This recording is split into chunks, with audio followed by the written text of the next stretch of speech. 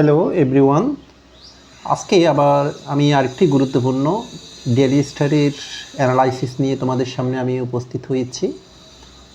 এখানে যেটা দেখতে পাচ্ছ সেটা হচ্ছে আজকে ডেইলি স্টাডির খুব গুরুত্বপূর্ণ একটি কলাম। আমরা এটা আজকে বিশ্লেষণ করার চেষ্টা করব। ওকে, আমরা শুরু করি। How modern wind turbine technology can reshape Bangladesh energy future. এখানে ক্যানটা হচ্ছে একটা মডেল বরফ, আর রিশেপ হচ্ছে এখানে মেইন বরফ। আমরা জানি শেপ মানে হচ্ছে তো গঠন করা, আর রি মানে হচ্ছে সচরাচর পুনরায়, এটা একটা প্রিফিক্স। রিশেপ মানে পুনরায় গঠন করা। এখানে এটা হচ্ছে যে মডেল বরফ, মডেল বার্বের পরে মূল বার্বের বেস ফর্ম হয়ে, এই জন্য এটা রিশেপ হয়েছে। আর এই যে মডার্ন থেকে শুরু করে টেকনোলজি পর্যন্ত এটা একটা সাবজেক্ট। একটা বাক্য থেকে যখন সাবজেক্ট খুঁজে বের করবা সবসময় মনে রাখবে যে কিন্তু অক্সিলিয়ারি ভার্ব বা ফাইনাইট ভার্বটা খুঁজে বের করবা। ফাইনাইট ভার্বটার আগে যতটুকু অংশ থাকে ততটুকু হচ্ছে যে সাবজেক্ট। সাবজেক্ট যখন একাধিক ওয়ার্ড হয় তখন এটাকে বলতে হবে এটা হচ্ছে যে একটা নাউন ফ্রেজ। এখানে সাবজেক্ট হচ্ছে যে এটা হচ্ছে যে নাউন ফ্রেজে আছে।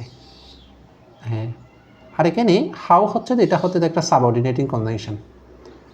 তাহলে মডার্ন উইন্ড টারবাইন টেকনোলজি অর্থাৎ আধুনিক যে বায়ু টারবাইন প্রযুক্তি গঠন করতে পারে বাংলাদেশ এনার্জি ফিউচার, বাংলাদেশের ভবিষ্যৎ শক্তি। এখানে হাউটা হচ্ছে যে কনজাংশন, কিন্তু এখানে এরপর হচ্ছে যে একটাই হচ্ছে ক্লজ আছে। তো কনজাংশন থাকলে আমরা জানি দুটা ক্লজ হয়, তোমরা হয়তো জানো, কিন্তু এখানে দুটা ক্লজ না। যেহেতু এটা একটা হেডলাইন, পত্রিকার হেডলাইন, পত্রিকার হেডলাইনটা হচ্ছে যে একদম পূর্ণাঙ্গ সেন্টেন্সে লিখতে হবে না। এটা সচরাচর একটা ফ্রেজও লিখে যায়, এভাবেও লিখে যেতে পারে। আচ্ছা, যাই হোক, এখন আমরা এর ভিতরে কি আছি একটু আমরা বিস্তারিত দেখব। হ্যাঁ, আমরা প্রত্যেকটা সেগমেন্ট গ্রামেটিক্যালি এবং ওয়ার্ড ফরমেশনটা এবং সেন্টেন্সটা কীভাবে লেখা হয়েছে, ফ্রি হ্যান্ড রাইটিংয়ে কীভাবে লেখা উচিত, প্রত্যেকটা কিছু অ্যানালাইজিং করার চেষ্টা করব। তোমরা ভিডিওটা একদম সম্পূর্ণ দেখার চেষ্টা করবা। আচ্ছা, এখানে বলা হচ্ছে বাংলাদেশ এ developing country heavily reliant on fossil fuels. এই যে এ থেকে এ ডেভেলপিং ফসিল ফুয়েল, এটা হচ্ছে বাংলাদেশ। এই যে রিলায়েন্ট অন হচ্ছে, তো এটার অর্থ হচ্ছে এটা একটা হচ্ছে দ্য অ্যাপ্রোপ্রিয়েট প্রেপোজিশন।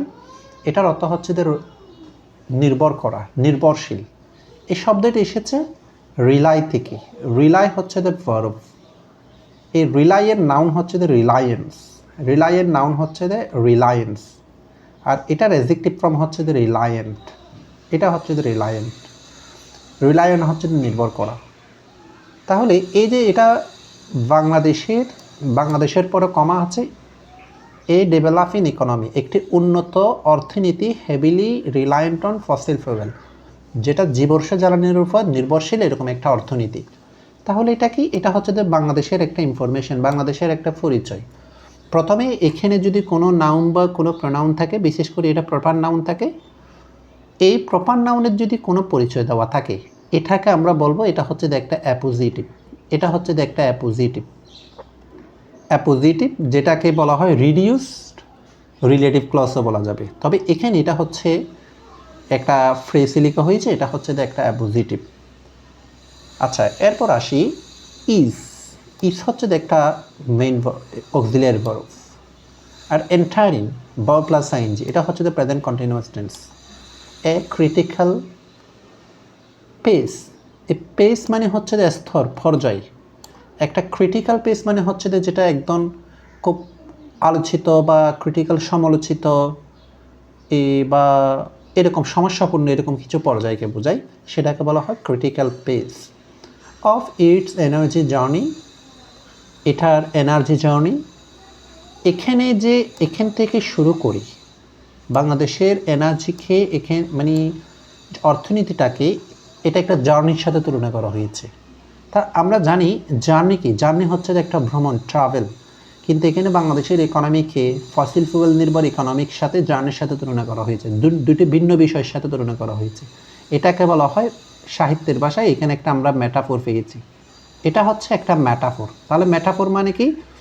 দুইটা জিনিসের সাথে তুলনা করা হবে, দুইটা বিষয় হচ্ছে যে ভিন্ন, এটাকে বলা হয় মেটাফোর। তাহলে এটা বাংলাদেশের এই যে এনার্জি জার্নি, এটা কার সাথে জার্নির সাথে তুলনা করা, এনার্জি জার্নির সাথে তুলনা করা হয়, যা বাংলাদেশের ইকোনমিকে, বাংলাদেশের একটা জার্নি সম্পূর্ণ দুটি ভিন্ন বিষয়।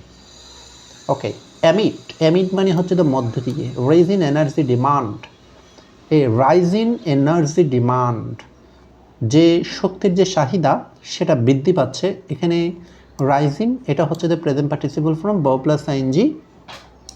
অ্যান্ড এনভায়রনমেন্টাল চ্যালেঞ্জেস, যে ভবিষ্যৎ যে পরিবেশগত ঝুঁকিসমূহ, এখানে এটা এনভায়রনমেন্ট থেকে এনভায়রনমেন্টাল হয়েছে, কারণ এই চেঞ্জ এটা হচ্ছে একটা নাউনটাকে কী হয়, অ্যাডজেক্টিভ হয়, এই জন্য নাউন থেকে এখানে অ্যাডজেক্টিভ হয়েছে। এই সেন্টেন্সটা ফুল হচ্ছে একটা সিম্পল সেন্টেন্স এতটুকু পর্যন্ত, কারণ এখানে আমরা অক্সিলিয়ারি ভার্ব আর মেইন ভার্ব মিলে এগুলোই হচ্ছে দ্য ভার্ব, অর্থাৎ ইস হচ্ছে এটা একটা ফাইনিট ভার্ব, একটা ফাইনিট ভার্ব আছে, এই জন্য এটা একটা সিম্পল সেন্টেন্স। তাহলে এটার বাক্যটা কী হয় তোমরা হয়তো বুঝতে পেরেছো। বাংলাদেশ এমন একটি দেশ যে ছাড় অর্থনীতি সম্পূর্ণ জীবনসা জ্বালানির উপর ডিপেন্ড করে, যার কারণে আমরা এমন একটা স্তরে গিয়ে পৌঁছিয়েছি, আমরা চলে গিয়েছি যেটা আমাদের শক্তির চাহিদা অনেক বেশি বৃদ্ধি পেয়েছে, এবং সাথে সাথে কিন্তু আমরা পরিবেশগত কিছু ঝুঁকির মধ্যেও ঢুকে পড়েছি, এটাই বলা হচ্ছে। The power sector win the largest superlative degree, এই যে অ্যাডজেক্টিভের পর ইএস টু যুক্ত বলে সেটাকে সুপারলেটিভ ডিগ্রি বলা হয়। কনজিউমার, যে গ্রাহক ভোক্তা, of natural gas in the country, আমাদের দেশের মধ্যে, not only contributes to greenhouse gas emissions, এই যে এমিশন শব্দটা, এমিট থেকে এমিশন, এটা শব্দটা কীভাবে গঠন হয়েছে, এটা এমিট থেকে এমিশন হয়েছে। এমিট হচ্ছে একটা ভার্ব, এটার নাউন হচ্ছে এমিশন, নির্গতকরণ, যেটার বাংলা বোঝায়। হোয়াট অলসো ইনকার মানে যেটা সমস্যাপূর্ণ করা, এটা একটা verb. High energy import cost, যেটা হচ্ছে আমদানিপূর্ণ একটা কস্টের মধ্যে, এখানে একটা লক্ষ্য করে, সেটা কি, এই নট অনলি, আবার এখানে কি আছে, বাট অলসো আছে, এবার নট অনলি পরে হচ্ছে যে ভার্ব, বাট অলসোর পরেও এখানে যেটা ইনকার আছে, ইনকারটা হচ্ছে যে ভার্ব। এই যে এটাকে বলা হয়, এখানে আমরা একটা যেটা পেয়েছি সেটা হচ্ছে যে একটা প্যারালাল স্ট্রাকচার, এটা হচ্ছে একটা প্যারালাল স্ট্রাকচার। তাহলে আমরা এখান থেকে কী পেয়েছি, প্যারালাল স্ট্রাকচার কি, সচরাচর বেশিরভাগ প্যারালাল স্ট্রাকচার হয় কি, নট অনলি, এরপরে হচ্ছে বাট অলসো, এরপরে হতে পারে বোথ অ্যান্ড, এগুলো হচ্ছে বোথ অ্যান্ড, এগুলো হচ্ছে যে প্যারালাল স্ট্রাকচার অংশ। প্যারালাল স্ট্রাকচার মানে হচ্ছে নট অনলির পরে যা হবে বাট অলসোর পরেও তা হবে, অর্থাৎ এখানে নট অনলির পরে ভার্ব হয়েছে, বাট অলসোর পরেও ভার্ব হয়েছে, এটা হচ্ছে দ্য প্যারালাল স্ট্রাকচার।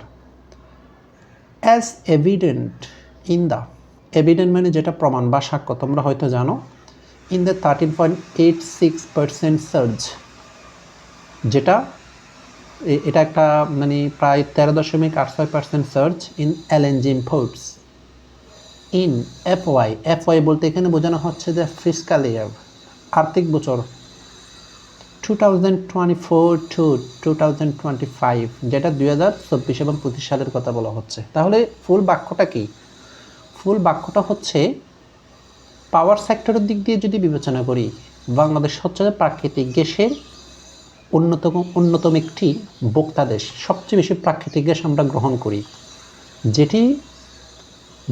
যেটা বেশি হওয়ার কারণে, প্রাকৃতিক গ্যাসের কারণে, এটা এক ধরনের আমাদের গ্রিন হাউস গ্যাসেস, যেটা কার্বন ডাইঅক্সাইড, সিএফসি, এগুলাকে বলা হয় গ্রিন হাউস গ্যাস। এগুলোর যত শুধু বৃদ্ধি হচ্ছে না, এবং হাই এনার্জি ইম্পোর্ট কস্ট, এবং আমাদের যেটা আমদানিগত কস্টও কিন্তু আমাদের ভারাক্রান্ত করে তুলতেছে। সেটার প্রমাণ হচ্ছে যে 2024 এবং 25 সালের আর্থিক বছরে একটা আমদানির এখানে একটা পার্সেন্টেজ, যেটা 13.86 এরকম একটা পর্যায়কে ধরা হয়েছে। অর্থাৎ এখানে জীবনসা জ্বালানির উপর আমরা ডিপেন্ডেন্টের কারণে আমাদের দুদিকে ক্ষতি হচ্ছে। একদিকে আমাদের হচ্ছে পরিবেশকে বিপন্ন করতেছে গ্রিন হাউস গ্যাসের কারণে, আরেকদিকে হচ্ছে আমরা আর্থিকভাবে ক্ষতিগ্রস্ত হচ্ছে, আমদানি করতে আমাদের অনেক টাকা চলে যাচ্ছে, এটাই বোঝানো হচ্ছে। Thus the wind power is becoming present continuous tense, is হচ্ছে যে এখানে অক্সিলিয়ারি ভার্ব, বিকামিং হচ্ছে যে মেইন ভার্ব। তাহলে এখানে উইন পাওয়ার হচ্ছে যে একটা সাবজেক্ট। সাবজেক্টের আগে যদি কোনো কিছু থাকে দাস, এভাবে এটাকে বলা হচ্ছে যে অ্যাডভার্ব। এখানে দাস হচ্ছে যে অ্যাডভার্ব। বিকামিং মোর প্র্যাকটিক্যাল সয়েজ ইস বাংলাদেশ মুভস অ্যাজ এখানে কনজাংশন। কারণ কেন কনজাংশন আমি ধরেছি, কারণ ইতিমধ্যে এখানে একটা ক্লজ পাওয়া যাচ্ছে ফাইনাইট ভার্ব, আবার একটা সাবজেক্ট দিয়ে ফাইনাইট ভার্ব শুরু হচ্ছে, আর একটা clause Bangladesh moves, subject moves, এটা ভার্ব অগ্রসর হওয়া। এই মুভ শব্দটা এটা হচ্ছে যে একটা ভার্ব। এটার নাউন হচ্ছে আমরা জানি মুভমেন্ট, মুভ থেকে মুভমেন্ট, ভার্ব থেকে নাউন করা যায় এইভাবে। টুয়ার্ডস এটা একটা প্রেপোজিশন যেটা ধাবিত হচ্ছে কোনো একটা দিকে। রিনিউয়েবল এনার্জি, রিনিউয়েবল এনার্জি সোর্সে, যেটা নবায়নযোগ্য শক্তির দিকে। আমরা যদি এবল শব্দটাকে যদি একটু বিশ্লেষণ করি ওয়ার্ড ফরমেশনের দিক দিয়ে, আমরা জানি এবল শব্দটা হচ্ছে যে এটা হচ্ছে যে একটা অ্যাডজেক্টিভ। এবল শব্দটা আমাদের জন্য এটা অ্যাডজেক্টিভ। আমি যদি বলি অ্যাবিলিটি, এই যে অ্যাবিলিটি এটা হচ্ছে যে একটা নাউন, অ্যাবিলিটি এটা নাউন। আবার অ্যাবলকে আমরা ভার্ব রূপান্তর করতে গেলে তাহলে এটাকে বলতে হবে ইনেবল, সক্ষম করা। তাহলে অ্যাবল, অ্যাবিলিটি, ইনেবল। ওয়ার্ড ফরমেশনের বিষয়টা একটু খুব গুরুত্বপূর্ণ রাখবে, যেটা পার্টস অফ স্পিচের বিন্যাসটা ফ্রি হ্যান্ড রাইটিং এবং ফোকাস রাইটিং রিডিংটা বোঝার খুব গুরুত্বপূর্ণ একটা। কারণ কখন অ্যাবল লাগবে, কখন অ্যাবিলিটি লাগবে, কখন ইনেবল লাগবে, যেখানে যেটা লাগবে সেটা ব্যবহার করবে। এবং সেটার জন্য প্রত্যেকটা পার্টস অফ স্পিচ আবার কনভার্ট করা জানতে হবে। নাউন থেকে ভার্ব, ভার্ব থেকে অ্যাডজেক্টিভ, অ্যাডজেক্টিভ থেকে অ্যাডভার্ব কীভাবে করবে, বিষয়গুলো জানতে হবে। আচ্ছা যা হোক, তাহলে এই যে বাক্যটা কি বোঝানো হচ্ছে, মানে এই যে এটা একটা এস হচ্ছে যে একটা সাবঅর্ডিনেটিং কনজাংশন, তাহলে এটা হচ্ছে যে সাবঅর্ডিনেট ক্লজ। এবং উইন থেকে শুরু করে একদম এটা পর্যন্ত এটা হচ্ছে যে একটা প্রিন্সিপাল ক্লজ বা মেইন ক্লজ। প্রিন্সিপাল ক্লজ এবং সাবঅর্ডিনেট ক্লজ মিলে যেটা হয়েছে এটা একটা কমপ্লেক্স সেন্টেন্স।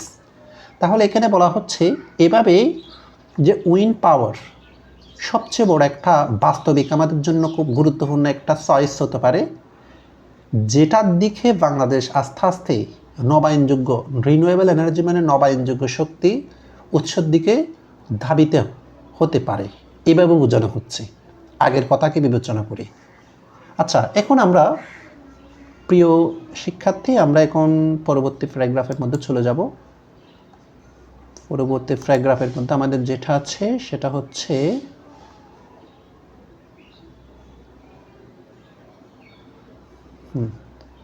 আচ্ছা, পরবর্তী প্যারাগ্রাফের মধ্যে বলা হচ্ছে Bangladesh has considerable potential for win energy resources. এখানে হ্যাজ হচ্ছে একটা আমাদের হ্যাজ হচ্ছে এখানে মেইন ভার্ব। হ্যাজের পরে যেহেতু এটা কনসিডারেবল পটেনশিয়াল, এই পটেনশিয়াল শব্দটা নাউন। এখানে পটেনশিয়াল অনেক সময় শব্দের পরে এল থাকলে যেমন নাউনও হতে পারে, অ্যাডজেক্টিভও হতে পারে, এটা কিন্তু নাউন অর্থে ইউজ করা হচ্ছে। এবং কনসিডারেবল এটা হচ্ছে দ্য অ্যাডজেক্টিভ। তাহলে অ্যাডজেক্টিভ, পটেনশিয়াল হচ্ছে এখানে নাউন। এখন হ্যাজের পরে অন্য কোনো ভার্ব নাই, অক্সিলিয়ারি ভার্বের পরে যখন ভার্ব থাকবে না তখন অক্সিলিয়ারি ভার্ব এটাকে মেইন ভার্ব হিসেবে আমাদের বিবেচনা করতে হবে, মানে প্রিন্সিপাল ভার্ব হিসেবে। এখানে বলা হচ্ছে তাহলে বাংলাদেশের একটা অসাধারণ এক সম্ভাবনা আছে উইন এনার্জি রিসোর্সেসের জন্য, আমাদের বায়ু শক্তির জন্য সম্পদ হিসেবে। হাউএভার, যাই হোক, হাউএভার মানে যাই হোক। এই যে হাউএভারের ব্যাপারটা, কানেক্টরসের ব্যাপারটা হচ্ছে তো খুব গুরুত্বপূর্ণ। যেমন আমি যদি বলি কানেক্টরস, এই যে এটা একটা অ্যাডভার্বিয়াল কানেক্টরস, যেই ওয়ার্ডগুলি বাক্যের শুরুতে বসে অ্যাডভার্ব হিসেবে কাজ করবে এগুলোকে বলা হয় adverbial connectors.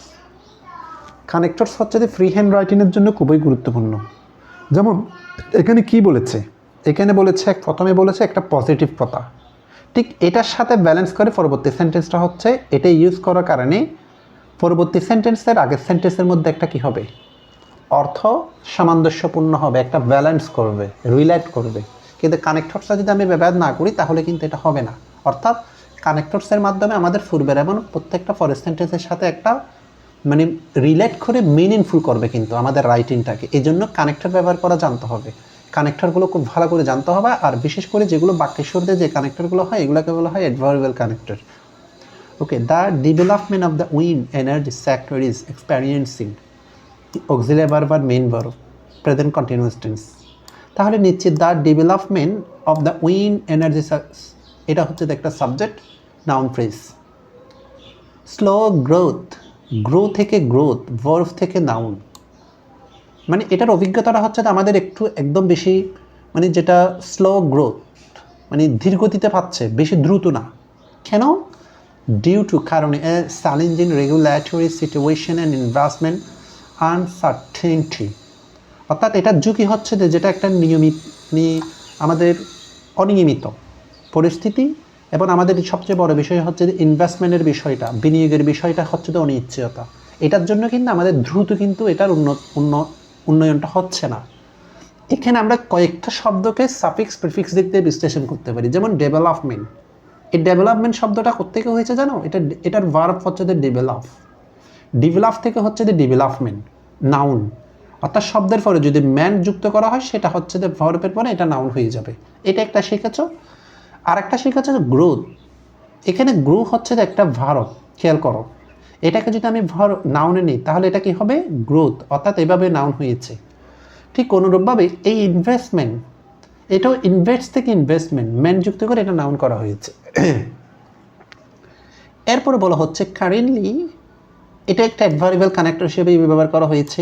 There R 15 wind energy projects either in operation or in the planning stages with total capacity of 777.902 megawatt power according to the SREDA। এখানে বলা হচ্ছে, তাহলে একটু খেয়াল করো, এই বাক্যটা সাবজেক্ট কিন্তু অ্যাকচুয়ালি 15 উইন্ড এনার্জি প্রজেক্টস। খেয়াল করো, তাহলে এই যে আর হচ্ছে এটা main verb, present indefinite tense, আর যেহেতু main verb present indefinite tense হবে এটা। তাহলে এখন সাবজেক্টটা কোথায়? এখন এখানে এই সাবজেক্টটা হচ্ছে ভার্বের পরে, কিন্তু আমরা যতগুলো পড়েছি প্রত্যেকটা সাবজেক্ট যেমন হ্যাজের আগে সাবজেক্ট ভার্বের আগে হয়। এটা কেন ভার্বের পরে? কারণ এখান থেকে আমাদেরকে একটা জিনিস শিখতে হবে, সেটা হচ্ছে যে ইনভার্সন। ইনভার্সন বিষয়টা আমরা খুব গুরুত্বপূর্ণ একটি গ্রামার। ইনভার্সন যেটাকে বলা হয় inversion of adverb, inversion of adverb. খেয়াল করো একটু, অর্থাৎ কোনো বাক্য হার্ডলি, আমাদের স্কার্সলি, এরপর হচ্ছে হিয়ার, এরপর হচ্ছে দিয়ার, সরি একবার লিখেছি, এটা হবে যে হিয়ার। এই যে নেগেটিভ এবং নেগেটিভ অ্যাডভার্ব এবং অ্যাডভার্ব অফ প্লেস, হিয়ার এবং দিয়ার, এগুলোকে অ্যাডভার্ব অফ প্লেস বলা হয়। এই সমস্ত অ্যাডভার্বগুলো দিয়ে যদি বাক্য শুরু হয় তখন সাবজেক্ট ভার্বের পরে চলে যাবে, অর্থাৎ উল্টা করে দিবে। উল্টা করা মানে হচ্ছে যে ইনভার্স থেকে ইনভার্সন। এই চারটা ওয়ার্ড এগুলো যদি থাকে, নো, এখানে নো আছে, এগুলো দিয়ে বাক্য শুরু হলে অ্যাডভার্বগুলো, তাহলে সাবজেক্টটা হচ্ছে উল্টা করে দিবে, ভার্বের আগে থেকে পরে করে দিবে। এটাকে বলা হয় ইনভার্সন অফ অ্যাডভার্ব। এটা মনে রাখবা। তাহলে দিয়ার এখানে কিন্তু সাবজেক্ট নেই, দিয়ার হচ্ছে এখানে অ্যাডভার্ব।